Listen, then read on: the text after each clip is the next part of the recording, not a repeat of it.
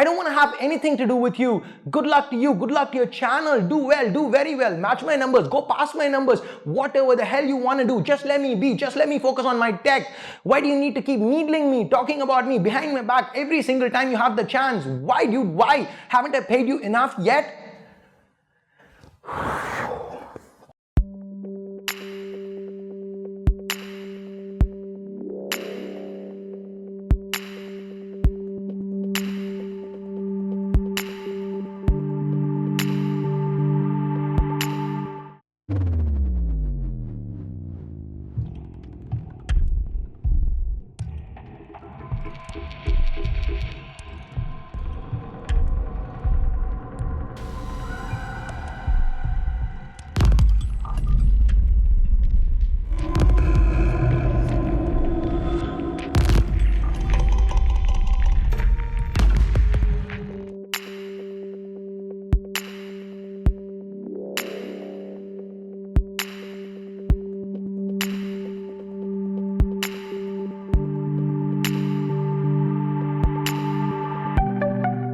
Hey guys, welcome to another episode of Ash Answers. This is Ash, you're the C4E fam.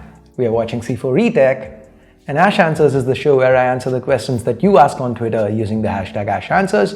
So without further ado, let's get to this week's questions. So first, why don't you do more PC builds and laptop unboxings? Don't become every other Indian tech channel, which are basically just mobile phone tech, please. Every Indian tech channel is based on mobile phone tech because that is what you guys want. That's what most people are watching. We kind of did do a little bit of PC builds. The response has been mixed. Sometimes it's good, sometimes it's okay, but this is what it is. I can't do PC builds omitting mobile content. So now let's say the Mate 20 Pro is coming and I don't do a Mate 20 Pro video, or bad example. Let's say the Realme U1 is coming. I can't skip the Realme U1 and do a PC build instead. As of now, I'm kind of tapped out with regards to the phones that I'm covering. I am trying to create some time, but personal changes and everything in C4E Tech has set us back a little bit. We were supposed to go into PCs full-fledged this year, but this is something I've wanted to do.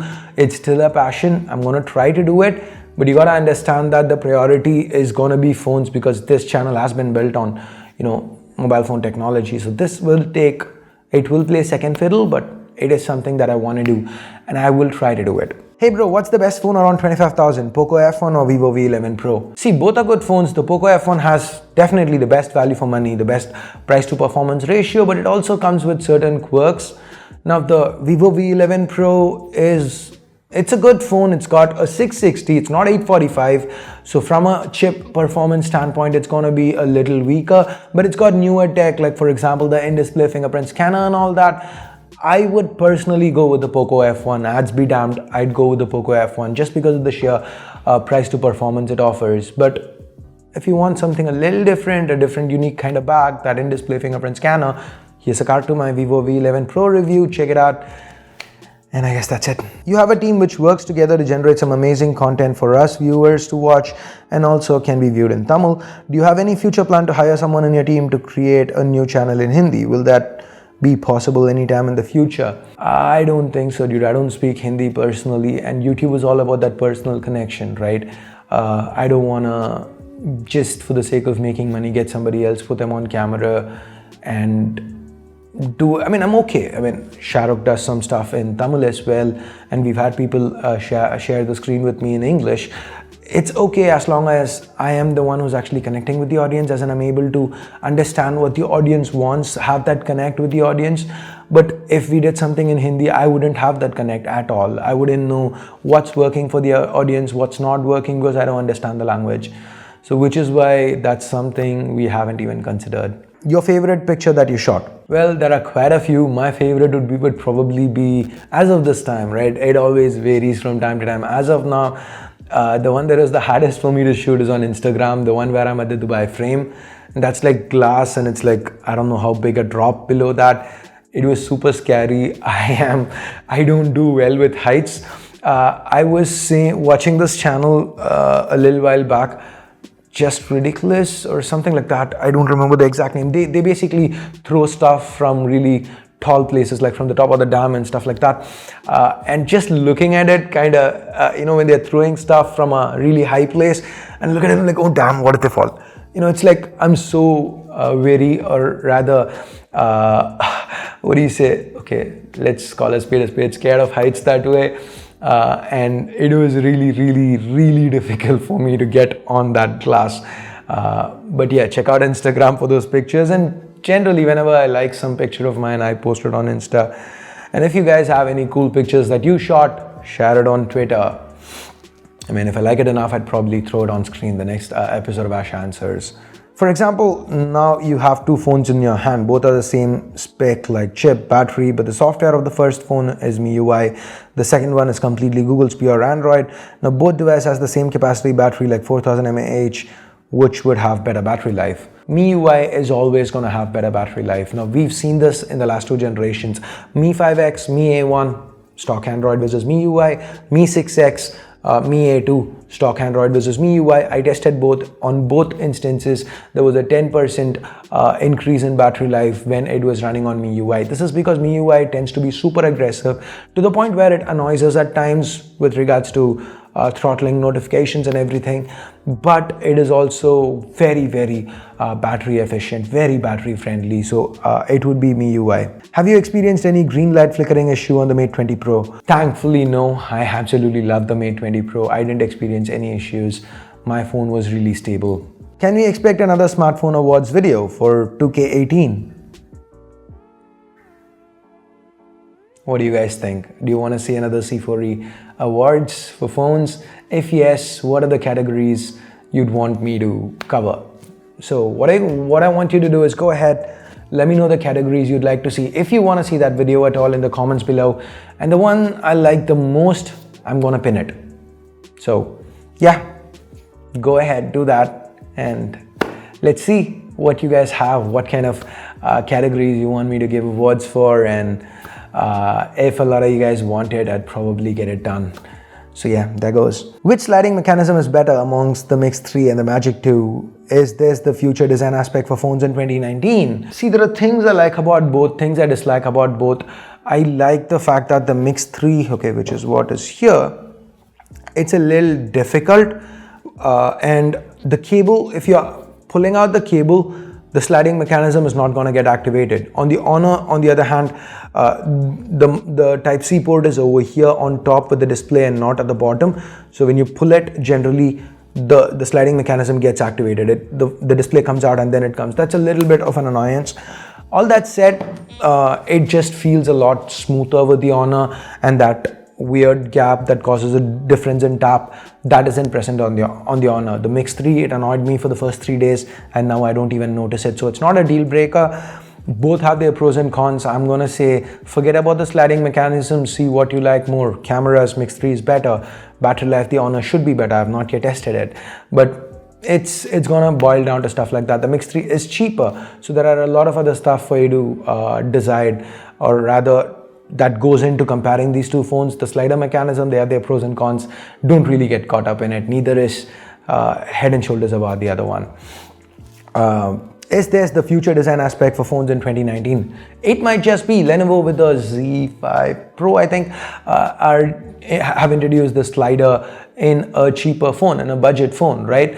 So if Lenovo can do that with a budget phone, maybe others will follow suit. I'm pretty sure Samsung's not going to get on this bandwagon immediately, but you can see more Chinese brands come up with this, and I think it might be a trend. I mean, not as big as notches were, because this does involve a lot of different engineering and stuff. Notches were basically just throwing on a display, but this is a little more complicated than that. So I'm not going to expect every brand to, it to be adopted the way notches were, but I still think we will see a significant rise in the number of slider phones in 2019. Tell me about your career in short, like how you got this much interest in gadget reviews, what's your qualification, what's your advice to the upcoming gadget reviewer, how are you speaking native English like a boss, I try to reflect you but I fail, give me some inspiration. Tell me about your career in short, like how you got this much interest in gadget reviews, what's your qualification, what's your advice to the upcoming gadget reviewer, how are you speaking native English like a boss, I try to reflect you but I fail, give me some inspiration. Okay, that's a ton of questions. tell me about your career in short, like how much interest. Okay, the gadgets part is something that's just been natural. So even when I was working in BPOs, if you've not seen the Draw My Life, here's a card to that. That would give you a lot of context with regards to what I'm talking here. So when I was doing the BPO stuff, I'd still come back home at the end of a long day and I would still open up Engadget and other sites. I don't remember what else I was checking. So it would basically be cricket, information, tech, and wrestling. These are the three things that I'd read up on equally every day. Finally, when I quit BPOs and I was just home trying to figure out what I'm going to do next, I just bought the Galaxy Note 1 and I was super hyped about it. So I started putting videos about it and that's how it all started. And as far as advice to the upcoming gadget reviewer, I don't know, I would say just keep your content original, try to have a relationship with your audience, and don't do anything that you wouldn't want done to yourself. Just, keep things real, keep things the way you would want things to be kept if you were the viewer. And that's basically it. At the end of the day, you either have a successful channel or you can look at yourself in the mirror at the worst case and not feel bad. You did try, you did give it a shot. And now as far as the language goes, it's just 7 years of BPOs, and it's actually a negative more than you can think, because people think it's fake, because when you hear it, at times you've got some Indian in it, and then you've got some American slang in places and some British stuff. So it just can't be real, right? If you've got American, Brit and Indian mixed together. So Indian is me. Yes, I'm Indian. And I underwent voice and accent training for the US market, and I worked in BPOs for that for, I think 3 years, 2004 to 2007. So yeah, 3 years, after which I got into a call center for Barclays UK. So I took voice and accent training for that. So I was there for a year, and then again back to US, and then 1 year was chat support. But now when you look at this entirety of it, right, this is not just you undergo voice and accent training and you forget about it. I've worked jobs where I had to work 6 days, 10, 11 hours of calls a day. So that means 11 hours a day I'm talking to people. That's 11 hours a day for years. Okay, some of those jobs were better, it was 8 hours a day, but that's so much time you're talking to native English speakers, right? So there are some things that get imbibed in you because that's how the people understand. And now you can say you've been doing YouTube for 5 years, 7 years actually, and how come it's not changed? Because I'm not really talking to people, I'm talking to you on the camera, nobody's replying back to me. Home we talk in Tamil. But I don't really get to communicate a lot with people in English. Maybe I talk to Ranjit at times for an hour or so. But outside of that, I don't really get to speak English. So my accent has kind of been stuck with regards to where I worked and what I've done day in, day out, 10 hours, 11 hours a day. And right from that US accent, I got retrained in Brit and had to go back to US. So my accent is all over the place, which is why, hey, I get a bucket load of hate for it. But it is what it is. Looking at the kinds of stupidity in camera advertisements, showing advertisements in system apps, doing fake flash sales, etc., do you think Xiaomi will end up being Micromax and fail eventually in Indian markets? Now, yes, Xiaomi is doing things that I don't like, but they are nowhere close to being a Micromax. On Xiaomi's worst day, they'd be 100 times better than Micromax on their best day. So I really don't think Xiaomi will end up like Micromax. Xiaomi has been taking a calculated gamble here. They're going more after the offline market because that is still 70% of the Indian mobile phone segment, right? So they're going very hard at the offline market. Yes, they're compromising on online a little bit. Now take the Redmi Note 6 Pro, for example. It's a 636. A lot of us are bummed out. But if you look at a lot of offline only phones, like offline focused phones, they are still selling Snapdragon 450 at that price. Now the 636, look at the Moto G6, that's 13,999 if I can recall correctly. And Moto took the G line up and gave it to offline to pacify the offline sellers. Okay, and instead came up with the One Power for online. So I mean, that is how the offline thing works. The sellers have demands and brands end up trying to meet them. So they did kill their G line up to give it offline. So now you see the Moto G with Snapdragon 450 at 14K. Now compare that with the Redmi Note 6 Pro, which for 14K gives you a Snapdragon 636. It just looks all that better now. Now, if you're going to compare it with an online-only phone, it's going to take a hit because end of the day, the margins need to go somewhere. While I can understand this part of the business, I can't understand why. I mean, I still do get it to an extent. First-party apps and the ads. See, guys, it's really annoying, the first-party apps. As long as they let you disable the app or, you don't have to deal with it, just get a different app, pay for an app. It doesn't matter. If you want a better gallery app, if you find something that's paid with no ads, pay for it. It's a one-time payment. You can use it for the next year. You can use it whenever you need to and get something like that, I would suggest avoiding Xiaomi apps, the first-party apps entirely because of the ads it serves. It's an annoyance, but when you're getting an 845 at 21K, can't really complain, right? Again, that's why Poco exists. They're offline focused. So what they're doing might not be loved by everybody, but I think that is method to the madness, and Xiaomi is taking a calculated gamble. Under-display fingerprint sensor or hardware-based face unlock, which one is going to stay? I'm going to say under-display fingerprint sensor is here to stay more than hardware-based face unlock, because if you look at it today, hardware-based face unlock is only on the highest end phones, and most of the common people buying phones, they don't really care about hardware-based face unlock. They're just gonna go with, hey, it's got face unlock, the 8,000 rupee whatever also has face unlock. They don't understand it's more secure, and it doesn't really matter till, like Apple, you're able to use that security to allow, say, LastPass to sign in or Google to hold your passwords and sign you into, or the App Store rather. Most of the hardware-based face unlocks on the Android side of things still don't get to act as a total replacement for fingerprint scanners. So I think right now the hardware-based face unlocks do definitely need that notch up top, and given that notches are on their way out, brands are trying to kill the notch really hard.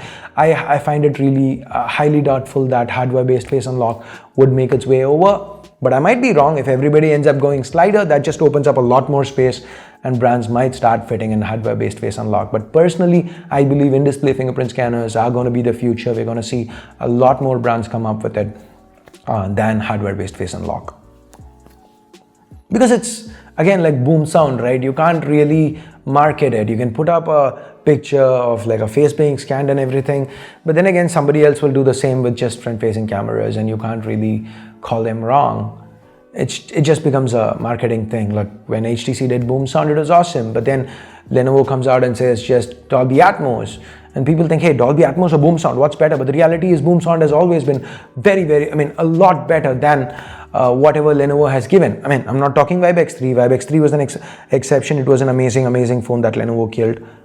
I won't forget them for that, but that is how it is. Anyway, coming back. Referring to the misleading marketing tweet about the Redmi Note 6 Pro, what was the most hilarious marketing campaign you ever came across? Now, I'm tempted to say that would be it, but not really. Samsung always takes the cake. I mean, they managed to sell 10 million J2s with a 5-year-old chip by talking about turbo speed technology, which was basically marketing gibberish. If it was something, it was worth anything, they would have thrown it on any phone in the future. They never talked about it after that. Turbo speed technology only for J2 and Smart Glow. I mean, oh my God, that's gotta be the most hilarious marketing campaign. Also the most successful marketing campaign that I've ever seen. It was sad, it was funny, it was successful. It was a host of emotions coming together. So that would take the cake. What is the one thing you want to see on C4E Tech in the year 2019? I would like to see better efficiency. So guys, we are currently in the process of recruiting people. What do you say? One of our employees is moving to a different country for pursuing his higher education. So we are planning on bringing in a couple of new faces with regards to the back-end stuff. And what has traditionally been a problem for us right from the time we were in our old office has been efficiency.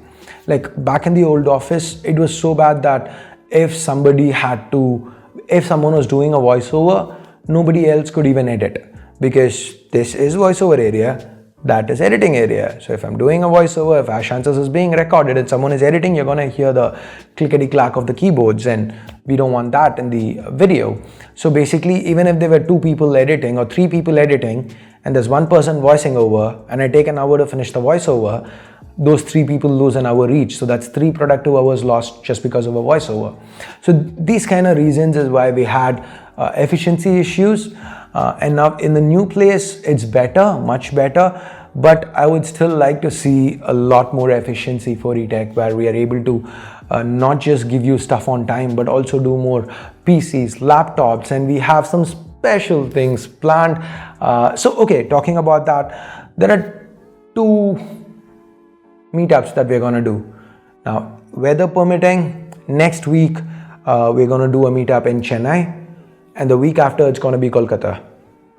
Okay, and anybody from Kolkata watching, guys, Victoria Memorial is what Amartya, my colleague from Kolkata, suggested, but a few have tweeted saying that you can't really do a meetup over there.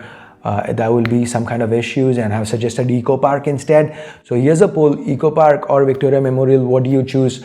Let me know, and we'll probably try to get it done. And if you're not from Kolkata, please don't skewer the poll just by clicking on something random. Come on, guys. Anyway, and before that, we're gonna fit in a Chennai meetup next week. That's gonna be Semolipunga as always. So stay tuned to Twitter. I will have more updates on both.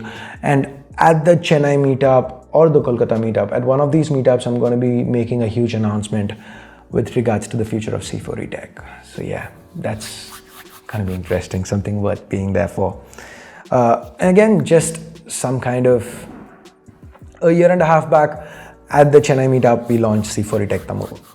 Just saying. Which TV series are you currently watching, and what do you do when you're not making YouTube videos? So TV series I'm currently watching would be a series of unfortunate events, American Horror Story, you can't spoil it for me, I'm caught up till the last episode, and Riverdale.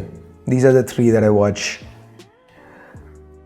And what do you do when you're not making YouTube videos? I'm generally walking to hit my steps, talking to somebody on the phone at that point, or I don't know, watching TV. I don't get a lot of time. It's just basically been stuff. If I'm not doing YouTube, I always have something or the other to do.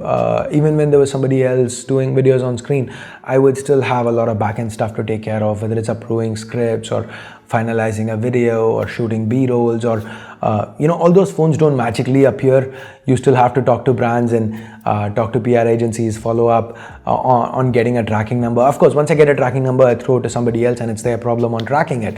But then having all those communication lines open, talking to the brands, making sure they send us phones they don't forget to, it's just all of that takes a long time. And again, sourcing phones, the ones you see me import, that's also a lot of stuff I need to deal with. And then, yeah, it's a lot of that stuff, business end of things. We always hear about your trips to UAE and also know that you're married, but I still think you're 24 or 25. Can you please tell us more about your family, your dad, mom, etc.? We are eager to know. P.S. I watched How C4 eTech was born video. So my dad passed away in 2008, and we hadn't been talking for 3 years before that. My parents separated when I was 17, and I was supposed to be with my dad, but my dad got remarried without my knowledge, and neither wanted to pay for my education. So I had to leave out, as in drop out of college and start working, which is how I started doing BPOs. First, my first job is gonna be really funny for anybody who knows me. I was working in pamphlet distribution and stuff, right? For, wait for it, Airtel. You know how much I hate Airtel? Back then it wasn't bad, but I was the guy who you'd probably see somewhere on the roads distributing pamphlets. And they had the weirdest kind of promotions where you'd go to an apartment at like 7 in the morning or 8 in the morning and give them coconuts with Airtel cones on them. I don't know, that might have probably been one of the most embarrassing things I've done, but yeah, I did that. It paid well, like it was like $100 a day or something.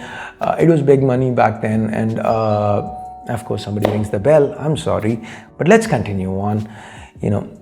We're just talking, right? So that was my first job.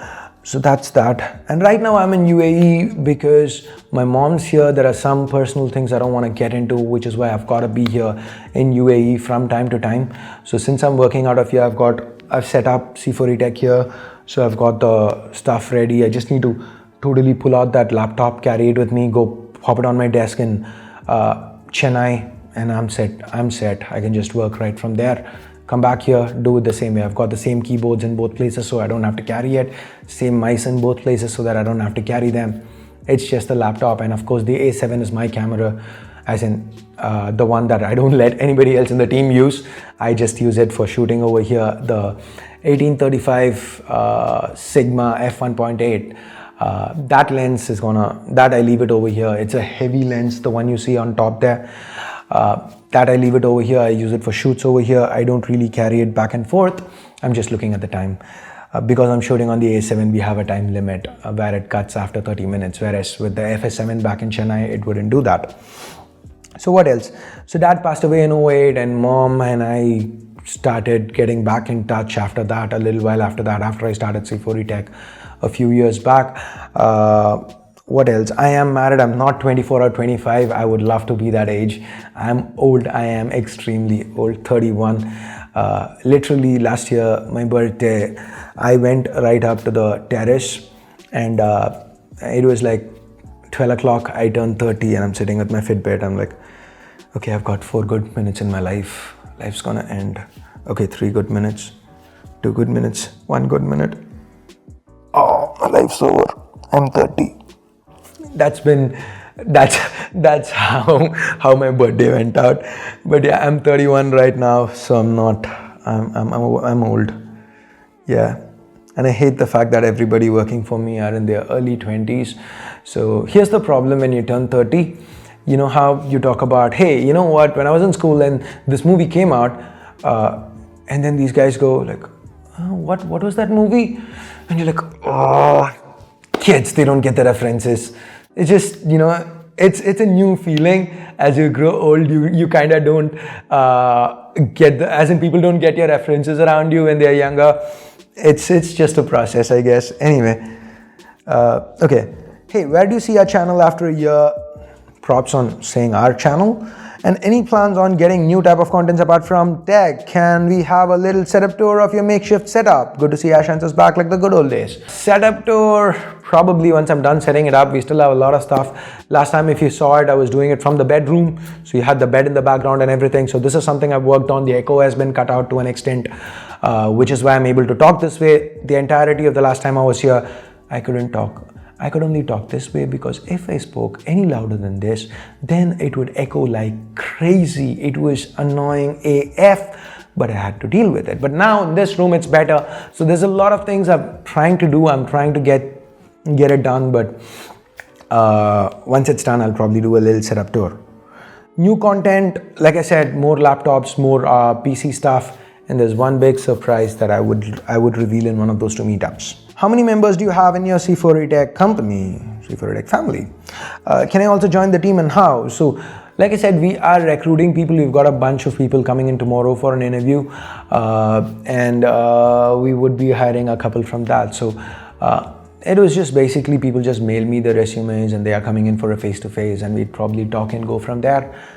That is how it is. But I don't have any part-time options open, or I don't have any off-site options open as well. So it's people who are either in Chennai or are willing to move to Chennai. Right now, if you look at it, Amartya is from Kolkata. He used to follow me on Twitter, and then we just started talking. We were like-minded. Then we used to speak for hours on the phone, and then at one point we had an opening, and he was like, hey, yeah, I have something I want to change in life as well. So he moved to Chennai, and we just hired a couple of people like 6 months back, and those are again Venkat and Aditya. So these are again people who were following C4E Tech, and they mailed me, and then we hired from that. College Harish's story, I think you guys know. Basically, I was on Periscope one day, and he was like, hey, how do I apply for an internship? At that point, we were doing interns and stuff. Not a lot. He was one of 2, I guess. no, one of four, one of three, I don't remember, whatever. And I was like, hey, yeah, send me your resume, come on over. And then I think the next day or maybe later that day, he actually came and we spoke, and he's been part-timing ever since. So basically that's how we end up recruiting people. Anyway, coming to the last question for today's Ash Answers. Do you think 12 months of refresh cycle is fine, or should brands shift to 15 or 18 months? I know that it creates brands in the hype and under coverage. Still, your thoughts on this? Okay, see dude, I would be happy with a 12-month refresh cycle, because brands at this point are doing 6-month refresh cycles. OnePlus, even Xiaomi for that matter, they have the Mi 8 and then the Mix. It's not exactly a refresh, but every brand these days wants to stay in the limelight, so they're just doing 6-month refreshes, whereas I would love to see something like Apple, a 1-year refresh. And even with Apple, it's like a 2-year real refresh, 1-year minuscule refresh. So here's something that I would really like to see. I would like to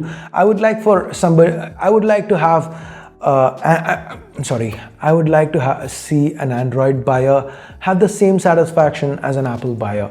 If you're buying an iPhone, you buy it, the next year is going to be an incremental upgrade. Let's say you don't buy the S, you buy the regular iPhone. The next year is going to be an incremental update, and the next year you upgrade. So you get 2 years, no questions asked. When the incremental upgrade comes in, you're still like, hey, it's incremental, I still have the same software and everything. You don't really feel like I've not got the coolest feature around. You're okay holding on to it for 2 years. But on the Android side of things, it hasn't been happening that way. It's like you buy something, within 6 months, there's always a confusion on, should I just upgrade, should I not upgrade? I would like to see some brand, OnePlus to an extent does that. Yes, props to OnePlus for that. You buy the OnePlus 3, OnePlus 5, OnePlus 6. Now, when the 6T comes out, as a buyer, you can say, hey, it's just an incremental upgrade, I'll buy the next one. But then again, it's a 1-year cycle, and it's 1/3 or less than half the cost of an iPhone. I get all that, but I would just like to see some brand on the Android side of things, price it close to an iPhone, I don't care, but give people the peace of mind for 2 years, not throw in a lot of upgrades every year. To an extent, maybe Pixel does it, but Pixel's been only 3 generations old. Maybe in the future, I could agree to that. But basically, this is what I'd want to see. So hey, I just finished shooting Ash Answers. I did the outro bit and everything. And then I remembered a promise I made you last week. I said, hey, you know what? We didn't have time for some questions. So next week, I'll probably answer them if they're still relevant. So I kind of forgot about that. So I'm going to do that part now. Any plans for meetup in Dubai? I don't think so. No plans right now. Hey bro, what would you choose from these two options? A Super LCD with 1440p resolution or an okay-ish 1080p OLED display? Now when you say okay-ish, if you mean the quality of the display is lower, then I would definitely go IPS LCD. But if you mean the resolution is lower, that's why you're calling it okay-ish, then I would definitely go with the OLED screen. Why? Because when I'm using a Quad HD and a Full HD, I don't really notice a huge difference. But when I'm using an IPS LCD and an AMOLED, I still don't say that I notice a huge difference, but here I do notice some kind of difference. When I'm using a Zenfone 5G instead of a OnePlus 6, I'm not really bummed out. I'm still happy that it's a good phone and all that. I don't have any qualms, but I can tell the difference apart a lot more than I can tell the difference apart between 1080p and Quad HD. So depends on how exactly your question was. If it is a low quality OLED, then definitely the better quality panel. But if it's just the difference is only the resolutions, then I would choose OLED. That's just me personally. So what is the embargo of phone companies like OnePlus entail? How many days before launch do you get these phones, and what are the usual terms and conditions? I understand if you can't reveal specific details, but some broad explanation would be nice. So the embargo stuff varies from brands to brands. Sometimes we just get it the day before the embargo lifts, in which case we do an unboxing and hands-on. Sometimes we do get it a long time before, like 10 days before and stuff, in which case we have an unboxing done, and then we have some speed tests, we have a dedicated camera video, we've got a full review and all that lined up. With OnePlus, it's generally, they get us the phones very early. Not with the 60, but traditionally, even with the 60, it was a lot earlier than I got any other phone. So it's only by OnePlus's own standards they were late, but in general OnePlus is superb that way. They are very friendly to work with. They do make sure that you get a lot of time, that you don't miss out on stuff, and That makes sense, right? With some brands, it's very last minute. Some rare instances, we have like a broken down embargo. Like with the OnePlus 6, if you saw in the unboxing, a lot of people posted camera samples and stuff. I didn't. And if you use a keyboard with like Gboard and you just type in C4E Tech, under GIFs, you'd find that GIF of me in the rain going this. And that was all shot for the unboxing. But then OnePlus actually said that you can't show any video samples or camera samples in the unboxing, which some people, it wasn't conveyed well to some people. So some people did show it, but it was conveyed explicitly to me. So I couldn't show it. So I had to re-edit my video and remove all that stuff. So this kind of mix-ups do happen with brands at times, but most of the times it's just they give you a time and date, and till then you can't talk about it, after which you can. That is how it goes. And sometimes what happens is, basically it's after price announcement, they say. So then you have to stay glued to the price announcement, and once you see the price on screen, you go release the video. So these are all the different kinds of how embargoes work. Do we really need folding phones? Are they practical? Now this is a question only time can answer. Did we need a notch? Did we need all screen displays? Did we need a curved display? Did we need a phone in the first place? I mean, it's like whenever new technology comes, it's always going to be a hit or a miss. Like Project Ara, when they announced it, it was awesome, right? It was something that everybody was looking forward to, but that kind of crashed and burned. So we don't know at this point.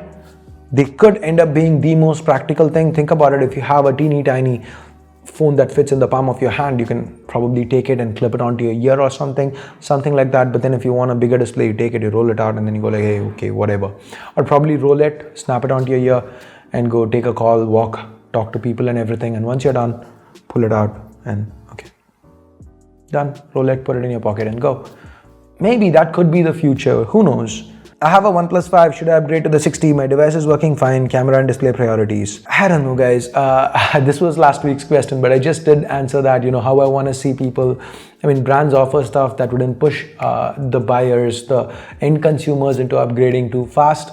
Now, I honestly feel, at least on the Qualcomm Snapdragon side of things, generational upgrades aren't great. 821 to 845 might be okay-ish, but 835 to 845 is a no-no. So now the OnePlus 5 came with the 835, right? Yes, OnePlus 3 was 820, OnePlus 3T was 821, OnePlus 2 was 810, okay? Yeah, so 835 to 845, if you are explicitly saying your phone is working fine, it's snappy, then probably no, hold on to it for a little longer and pick up the OnePlus 7. It should be out in a few months anyway. Anyway, coming back, I guess those are all the questions that I've begged for Ash Answers this week and last week, the ones that were missed. What do you guys think? Do you like Ash Answers back? You know, it is back. Let me know your thoughts. If you liked it, if you hated it, if you have something more to say, head on over to the comments. I guess that is pretty much it. Thanks a lot for watching. Till next time. Okay, subscribe if you haven't yet. Turn on notifications, click that bell icon and all that. Till next time, my name's Ash. You've been watching C4E Tech, and I'm signing off for now. You guys have a great day. Bye-bye.